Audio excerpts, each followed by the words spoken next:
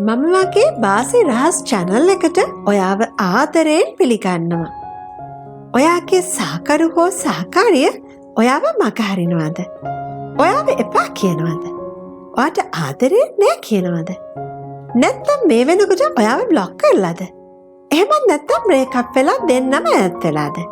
එහෙනම් ඔයාට ඔයාගේ සහකරු හා සහකාරිය නැවත ඔයාට ආකර්ෂණය කරගන්න, ඔහුගේ හෝ ඇගේ ආදරය වැඩි කරගන්න මම මේ දැන් ඔයාට කියන ස්පෙල් මෙතඩ් එක යොදා ගන්න පුළුවන්.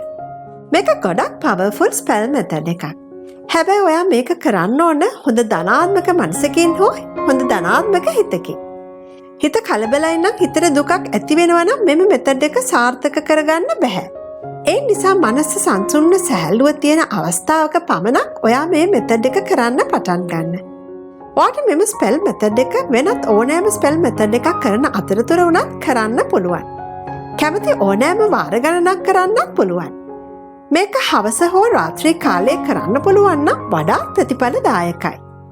ඒ වගේම තමයි ඔයා මේ මෙතඩ් එක පුද්ගලිකව තනියම තමයි කරන්න ඕන. ඒ වගේම තමයි ඔයා හොඳට මතක තියාගන්න ඔයා මේ මෙතඩ් එක පොය දිනවල කරන්න බෑ. දැන් අපි බලමු මේ මෙතඩ් එක කරන විදිය. ඔයාට මේ සඳහා හිස් කඩදාසියක් සහ කළු පාට පෑනක් හෝ පැන්සලක් පමණයි අවශ්‍ය වෙන්නේ. හොඳයි. දැන් අපි කරන විදිය බලමු. ඔයා හොඳ ධනාත්මක මනසින් විවේකීව ඔයාට ආකර්ෂණය කරගන්න ඕන ඔයාගේ සහකරු හෝ සහකාරිය ගැන හොඳට හිතන්න. ඔයා එයත් එක්ක කතා කර කර ඉන්නවා කියලා හොඳට හිතින් මවා ගන්න. මවාගෙන දැන් ඔයාට පෙනෙන මේ සංකේතය කළු පෑනෙන් ඔයාගේ සුදු කොලේ මේ විදියට ඇඳගන්න. ඔයා මේක ඇඳගන්න ඕන මේ වීඩියෝ එක අවසානයේ වාදනය වෙන හදවත් චක්‍රය අවදි වෙන සංගීතය. එහෙම නැත්නම් මියුසික් එක අහගෙන ඉන්න ගමන්මයි. ඒ වගේම තමයි ඔයා මේ මියුසික් එක අවසන් වෙන්න කලින් ඔයා ඒක ඇඳලා ඉවර කරගන්නත් ඕන. ස්පෙල් එක කියලා ඉවර කරගන්නත් ඕන. හැබැයි කලබලෙන් හදිස්සියෙන් නම් අඳින්න එපා. ඔයා එම සංගීතය මියුසික් එක අහගෙනම මේ සංකේතය අඳින ගමන් ඔයාට ආකර්ෂණය කරගන්න ඕන සහකරුගේ හෝ සහකාරියගේ නම 3 වරක් හොඳට මනසින් හිතන්න. සිතින් කියවන්න.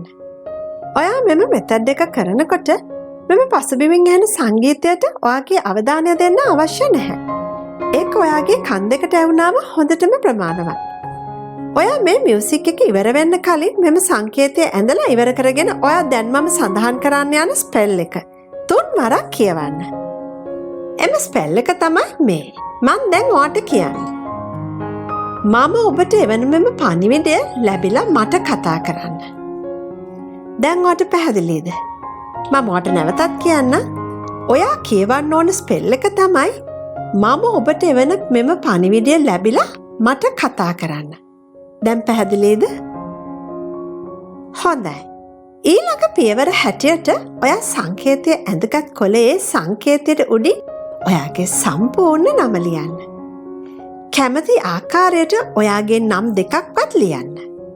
ඉන්පසු සංකේතයට යටින් ඔයාගේ සහකරු හෝ සහකාරියගේ නම දන්නවනම් සම්පූර්ණ නම ලියන්න. එහෙම නැත්නම් ඔයා දන්න එයාට වැඩියෙන් කතා කරන එක නමක් හෝ ලියන්න. දැන් ඔයා මෙම කොලේ පළමු නැවුම ඔයා දෙසට නවා ගන්න. ඊට පස්සේ ඔයා කැමති ආකාරයට නවා ගන්න. දැන් ඔයා මෙම මෙතඩ් එක කරලා අවසන්. ඒ වගේම ඔයා මතක තියාගන්න. මෙම පසුබිමින් ඇහෙන සංගීතයේ මියුසික් එක සියුම් බයිනරි සංඛ්‍යාත නිසා මෙම බයිනරි සංගීතය ඩවුන්ලෝඩ් කරලා අහන්න එපා. යම් හෝ වෙනසක් වුණත් ඔයාට සාර්ථක ප්‍රතිඵල ලැබෙන්නේ නැති වෙන්න පුළුවන්. දැන් ඔයා නවාගත්ත කොලය ඔයාගේ ෆෝන් එක නිතරම තියෙන තැන ළඟින්ම තියාගන්න.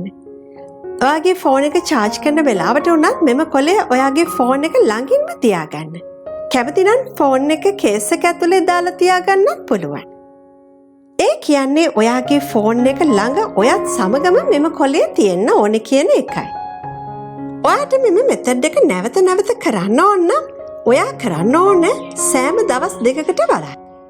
ඒ වගේම එයා ඔයාට දැන් කතා කරයි හෙට කතා කරයි ඒ වගේ දේවල් හිත හිත ඉන්න එපා. ඔයා කලින් සංකේතය ඇඳගත්ත කොලය පුච්චලා දාන්න. නැත්නම් විසිකලා දාන්න. ඊළඟට ඔයා ආයෙත් කරනවා නම් අලුත් කොලයක තමයි කරගෙන යන්න ඕන.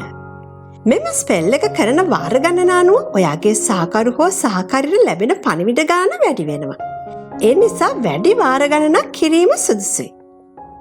ඔයා මේ ගැන විශ්වාසයෙන් ධනාත්මකව ඉන්න.